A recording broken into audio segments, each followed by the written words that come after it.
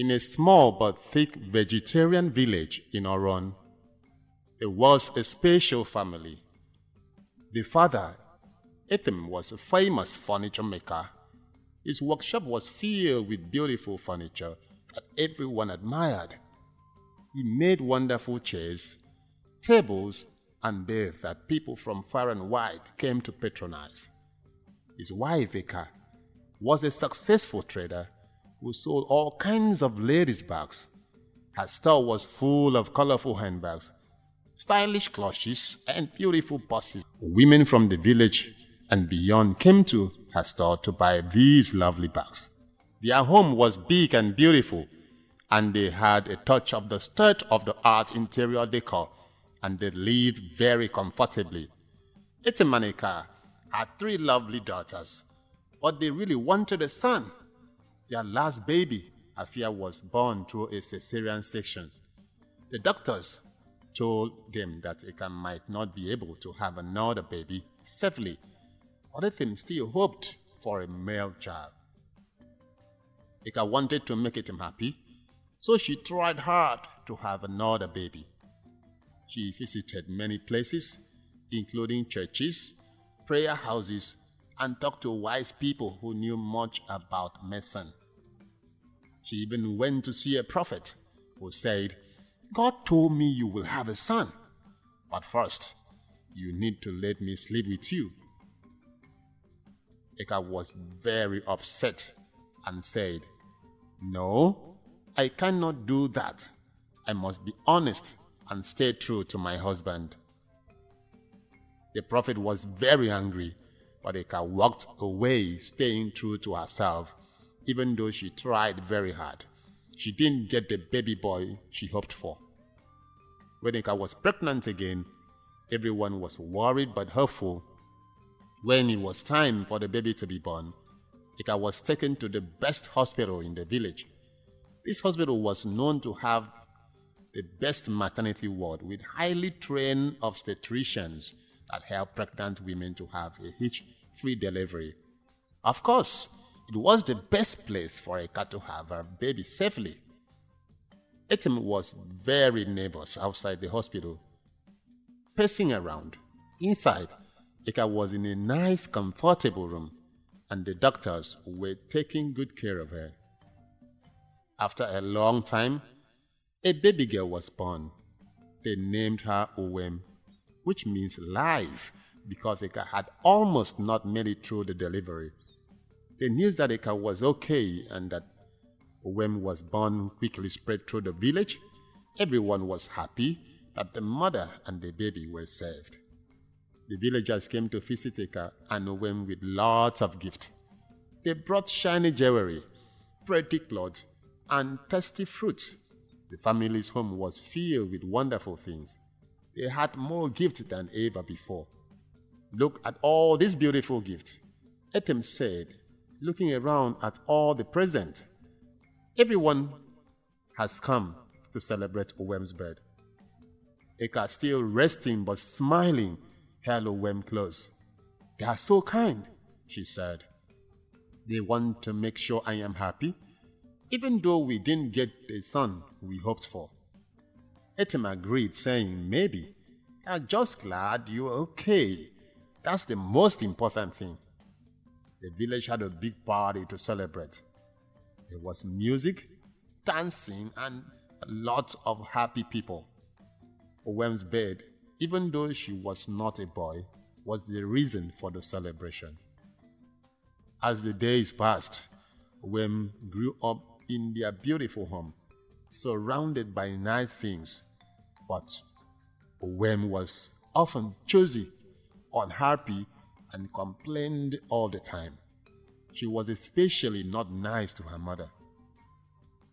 One of those days, her husband asked the wife, "My love, Eka, why is Uwem always so difficult, choosy, and murmur every time?" "My darling husband, she will change as she grows up," Eka would say. Though she was concerned, she hoped Uwem would start to act better and more responsibly. By the time Uwem was 28, She was popularly known in the village for being very rude, unkind, and choosy. She will claim to be right in all arguments. Her parents were worried about her future, especially her mother, who had to deal with Uwem's sharp words. One evening, Uwem sat in the garden of their big home, thinking about her life. She watched the people around her, the servants walking, the soft sound of conversation, and the beauty of her family's home. She thought about Edidion, a smart young teacher who had recently won a scholarship from the government. Edidion had come to visit her many times, and he would always politely and respectfully dismiss him.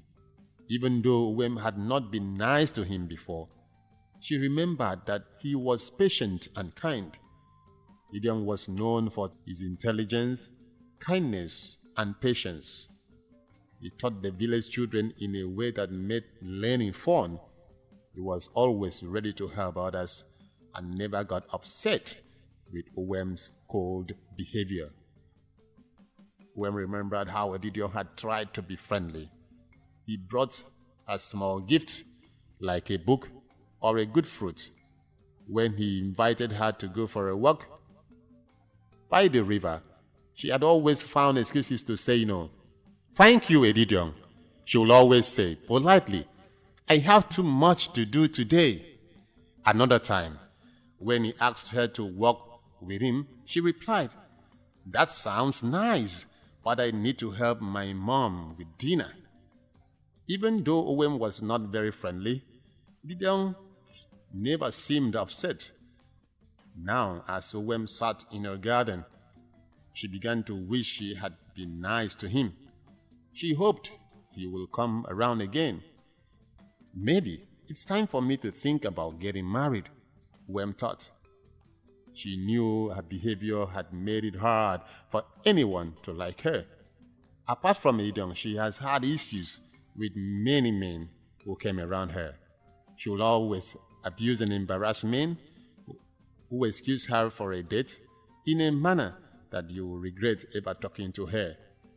But she seemed to have a little regard for Edidion, maybe because of his intelligence, humility, and popularity amongst his contemporaries. He was different, patient, and kind. She hoped he might give her another chance. Little did Uwem know that life was about to change in a way she never expected. It would teach her a lot about love and the true meaning of happiness. One morning, Uwem sat quietly in a favorite spot in the garden. She looked around at the flowers and trees, thinking about her life. The festival was coming up, and Edidion would soon return to the village. Uwem thought about how she had always been too proud and unkind to him. She remembered how she used to ignore him and make excuses when he tried to spend time with her. She wondered how different her life might have been if she had been nicer to him. Maybe they could have been friends or something more. As she thought, her friend Ebere passed by and saw her in deep thought. She looked so worried. "What's on your mind?" Ebere asked. Uwem sighed and shared her thoughts. "I've been thinking about Edidion. I was not very nice before. Now he's coming back to the village, and I feel like I missed a chance to get to know him better and probably start a relationship with him." Ebere nodded thoughtfully. "Sometimes we need a second chance to make things right. Maybe you should try to be more friendly this time. He might appreciate it, and you might find that he's a wonderful person." Uwem felt a glimmer of hope. Maybe Ebere was right. Maybe she could try to change and make things better. The day Edidion returned to the village was filled with excitement. The entire village was bursting with joy. He had completed his studies and received a special award for his hard work. The village was proud of him, and everyone gathered to celebrate his achievement. As Uwem walked through the village, she saw Etim for the first time in a long while. He looked even more handsome, impressive, and confident. Uwem felt nervous but tried to be kind. "Hello," she said with a smile, trying to sound friendly. Etim smiled back warmly. "Hello, nice to see you. How have you been?" She was surprised by how genuine he seemed. She struggled with her old habit and felt a bit awkward. But she did her best to be open and pleasant. "I've been well, thank you. Congratulations on your achievement." Etim thanked her and continued talking to other villagers. Uwem felt a mix of feelings: pride, regret, and hope. She wanted to get to know him better, but old habits were hard to change. The village festival was a grand celebration. With music, dancing, and delicious food, the whole village came together to honor Etim and celebrate his return. Uwem and her family attended the festival, and she saw this as a chance to interact more with him. During the festival, Etim made small, kind gestures towards her. He helped her with a drink she had spilled and smiled warmly when their eyes met. She noticed how patient and kind he was. And the festival went on. Uwem felt more comfortable around Etim. They talked and laughed together, and she began to see him in a new light. His kindness and charm was undeniable. Later in the evening, they found a quiet sit-out area in the village, away from the festival's noise. The space was softly lit with lanterns, creating a peaceful and intimate setting. Etim looked at her and said, "I've always admired your strength and spirit. Even though things were tough between us before, I never gave up hope. I wanted to push harder so we can both have a chance." Uwem felt her heart soften. "Sorry for how I treated you in the past. I see now that you were a wonderful person, and I was wrong to be so distant." Etim smiled gently. "Thank you. I'm glad we have this chance to start afresh." As they talked, Uwem realized how much she had missed out completely by being rude and unkind. She began to appreciate his sincerity and felt a growing warmth in her heart. Just as they were about to leave the quiet area, Uwem's phone rang. It was her sister, Afia, and she sounded distressed. "Please come quickly," Afia said through the phone. "I've called Mom and Dad, and they're waiting for me at home. I need them urgently." Uwem's heart raised with concern. She turned to Etim. "I'm so sorry, but I need to go. My sister needs me. Please, go ahead and enjoy the rest of the festival. I'll catch up with you later." Etim nodded with understanding. "Please take care of your sister. I trust that everything will be okay." Uwem quickly left the quiet area and headed to their parents' house. Their parents were already waiting for Afia, their faces full of worry. They had received Afia's call and were clearly anxious. Their mother pulled Afia into a comforting hug. "We were so worried about you. Tell us what happened." Afia, with tears in her eyes and visible bruises on her arms, took a deep breath. "I've told you twice before about his behavior. He hits me over the smallest things. I can't take it anymore.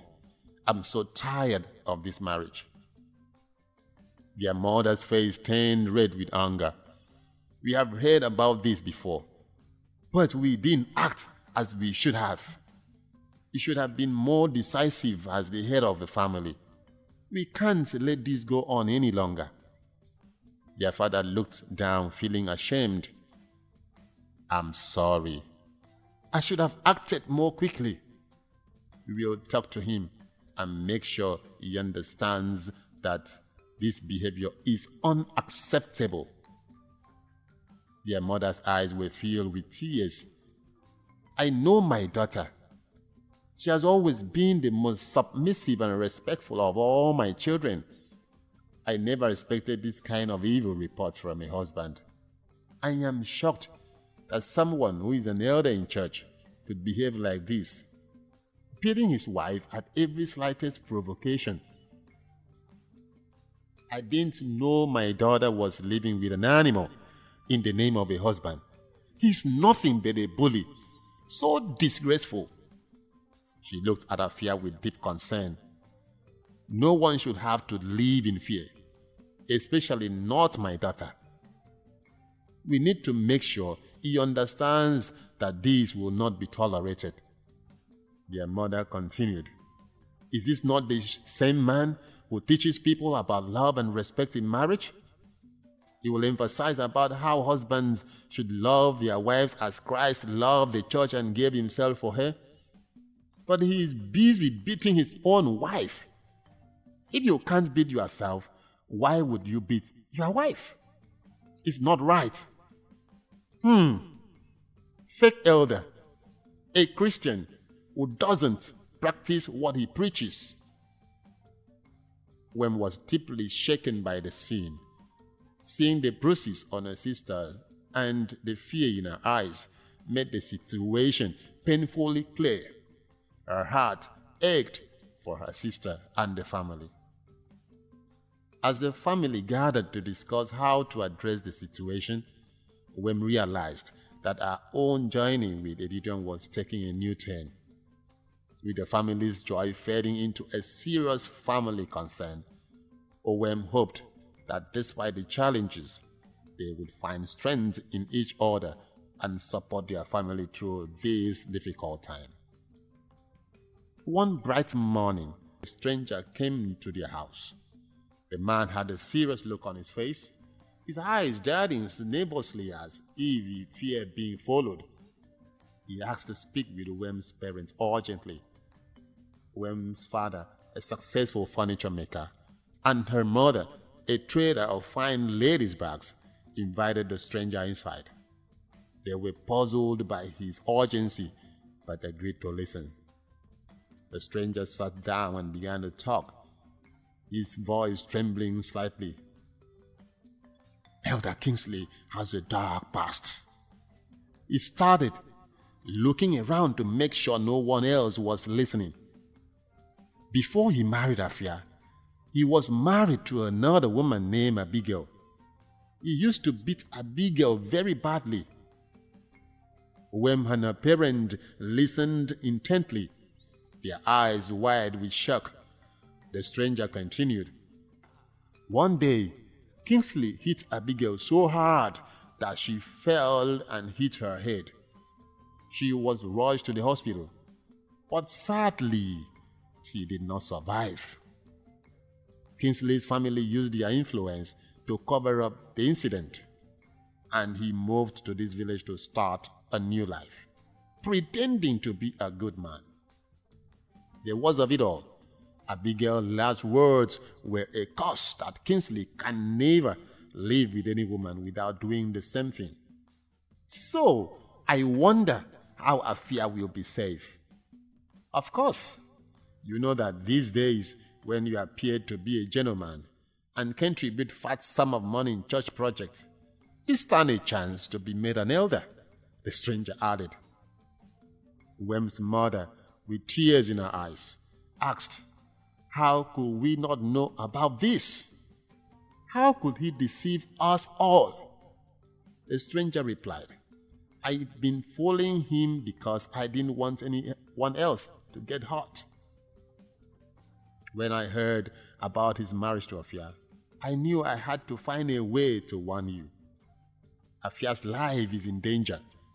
You need to bring her back home before something terrible happens.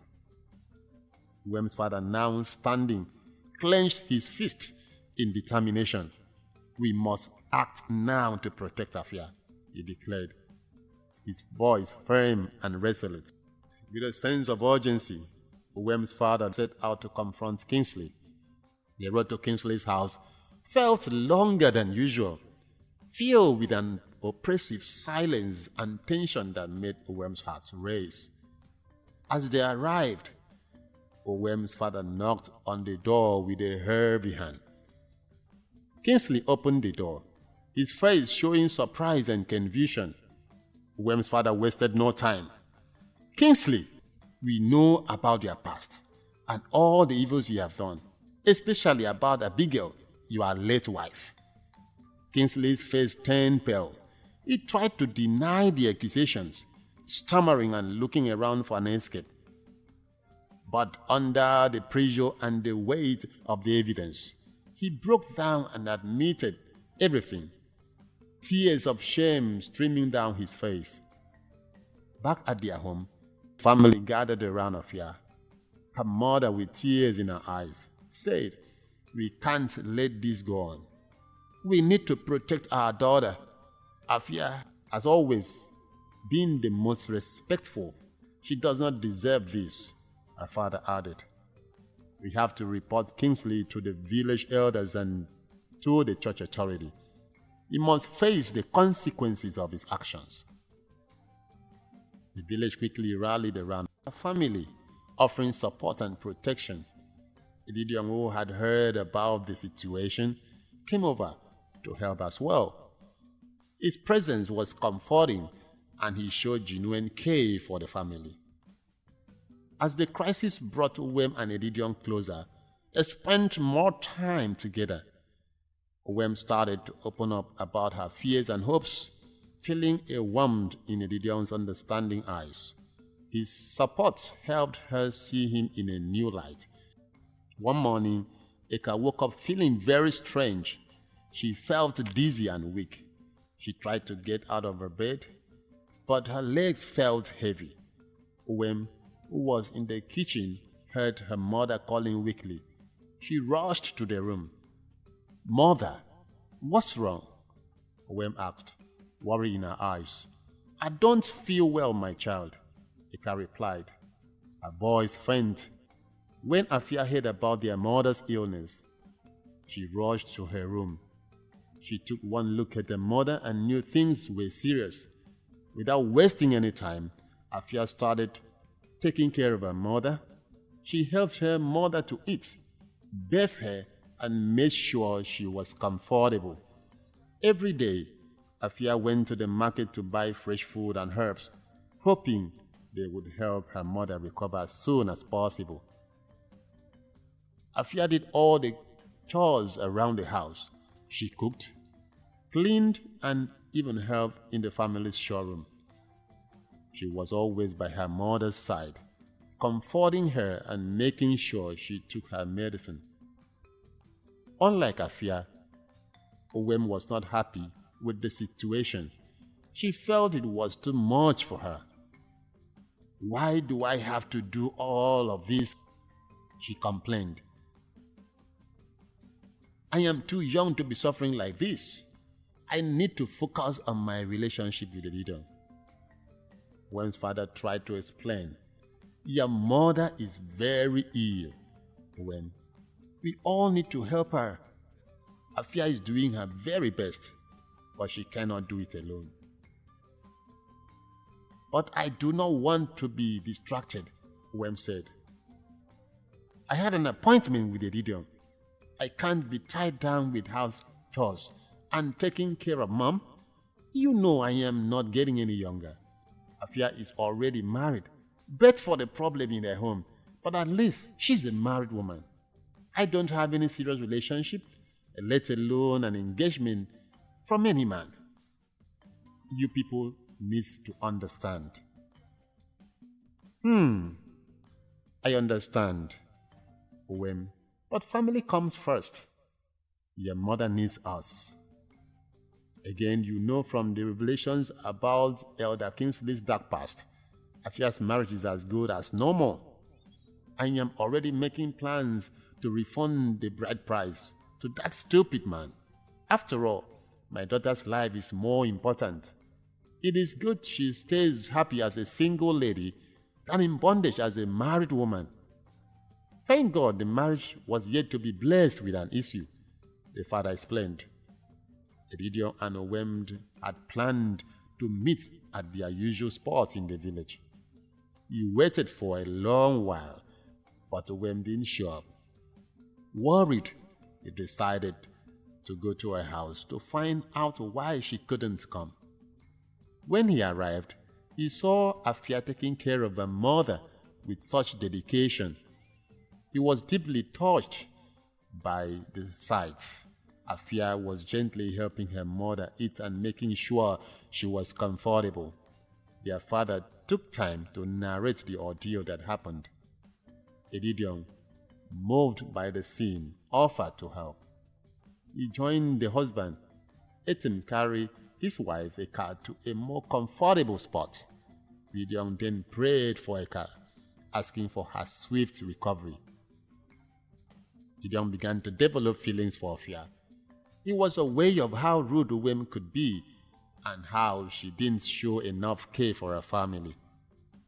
He often rebuked Uwem for her complaints and negative attitude about helping at home. Witnessing Afia's selfless care was a revelation for him.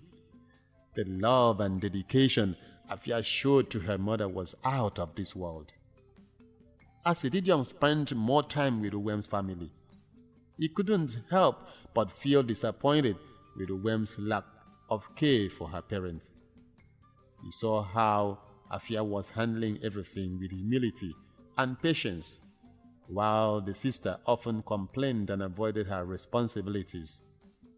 Though Edim kept his feelings to himself, he struggled to hide his disappointment. He continued to be polite and supportive, but deep down he felt a growing worry over how Uwem neglected her family. Afia continued to work hard, never complaining about the extra burden. She woke up early every day to prepare breakfast, went to the market to buy fresh food, and made sure their mother was comfortable. At night, she would stay by the side of her mother, holding her hand and praying for her recovery. Afia's dedication did not go unnoticed. Their neighbors often praised her for her kindness and hard work. "Afia, you are a blessing to your family," one of them said. Despite the praise, Afia was exhausted. She wished Uwem would help more, but she didn't say anything. She knew Uwem had her own life and dreams. Uwem's complaints grew louder each day. "I can't believe I have to do this," she grumbled one evening. "I should be out with Edim, not stuck here doing chores." Afia looked at her sister with tired eyes. "Uwem, please understand. Mom is very sick. She needs all the help she can get. You always act like a perfect daughter." "Well, I'm not like you, Afia. I want my own life." Their father overheard the argument and stepped in. "Girls, this is not the time to fight. We need to work together to help your mother." Edim began visiting Uwem's home more frequently, always with the excuse of checking on Ika's health. Each time he visited, he was more impressed by Afia's tireless effort. He noticed how she handled every task with grace and never complained. Her respect for the mother and her dedication to the family deeply moved him. One evening, Edim arrived to find Afia staying up late to make a special soup for Ika, hoping it would help her feel better. She had woken up early to fetch herbs from the market and prepared the meal with great care. Edim was touched by the sight of Afia's working so hard. even when she was clearly exhausted. When he offered to help, Afia refused, saying she must do it herself to ensure everything was perfect for her mother. Her dedication and refusal to accept helped show the Edidion the depth of her character. Edidion started conversations with Afia during his visit. They discussed various topics, including family, values, and future dreams. Through these conversations, Edidion learned more about Afia's kind heart and her dreams of helping others. As they talked more, Edidion found himself increasingly drawn to Afia. Her kindness, respect for others, and unwavering dedication became qualities he admired deeply. He started to feel a strong emotional connection to her, which he struggled to understand at first. Meanwhile, Uwem remained focused on her issues and did not notice the growing bond between Edidion and Afia. She continued to complain about her responsibilities and often left the house, preferring to spend time with friends or think about her relationship with Edidion. Edidion, however, quietly contrasted Afia's nurturing behavior with Uwem's attitude.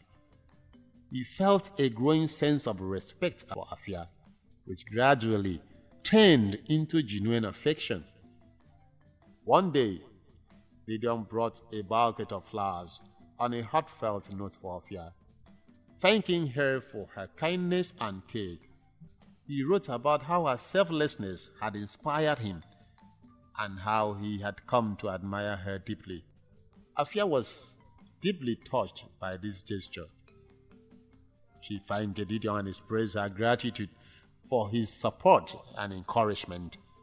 She mentioned how his presence had been a source of comfort during this difficult time. As Edidion walked home, he reflected on his feelings. He realized that he had developed strong feelings for Afia, a genuine care for her family, a respect for others, and her unwavering support during a tough time had all contributed to his growing affection. Gideon was conflicted. He cared for Uwem, but found himself increasingly drawn to Afia. He knew he must resolve his feelings and decide to move forward. Deciding to be honest, Gideon had a candid conversation with Uwem. He expressed his concerns about her lack of care for her family and how he felt about the differences he had seen between her and Afia. Uwem was surprised and defensive, not understanding why Edidion was so concerned with Afia. Their conversation ended with tension, but Edidion felt a sense of relief for being honest. Edidion started to spend more time with Afia, helping her with tasks around the house and getting to know her better. He began to dream of a future where he could share his life with someone who valued family and respect. Afia, unaware of Edidion's feelings, appreciated his help and support. She began to see him as a close friend and confidant. Their bond grew stronger, setting the stage for potential new beginnings. Edidion wanted to show Afia how much he appreciated her kindness and care, so he asked her out on a secret date. They planned to meet at a quiet sit-out in the village, a peaceful place away from the busy life at home. Someone in the village noticed Edidion and Afia talking and thought something was going on between them. This person decided to hint Uwem about their secret move. Early in the morning, Uwem got a message telling her about Edidion and Afia's plans. Uwem felt jealous and upset. She never thought Etim would fall in love with her sister, and the idea hurt her greatly. Determined to find out the truth, Uwem decided to follow them without letting them know. She didn't confront them, but planned to catch them together. As the day went on, she waited anxiously for them to leave for their secret date. Etim and Afia got ready for their outing, not knowing what was happening. Afia, thinking it was just a friendly outing, dressed simply and left with a smile. Etim, excited and nervous, got to the sit-out early and set up a small picnic. Uwem, eager to catch them, asked a friend who had been watching Etim and Afia to give her the exact location. Once she got to the address, she rushed to the sit-out, her heart beating fast. This is African Echoes by Nyene Kingdom. I know you must have learned one or two things from this story. If that is true, can I get to read it in the comment section? And if you haven't subscribed, what are you waiting for? Become an active member of the Nyene Kingdom by subscribing to our channel and hitting the post notification bell for our next video. God bless you.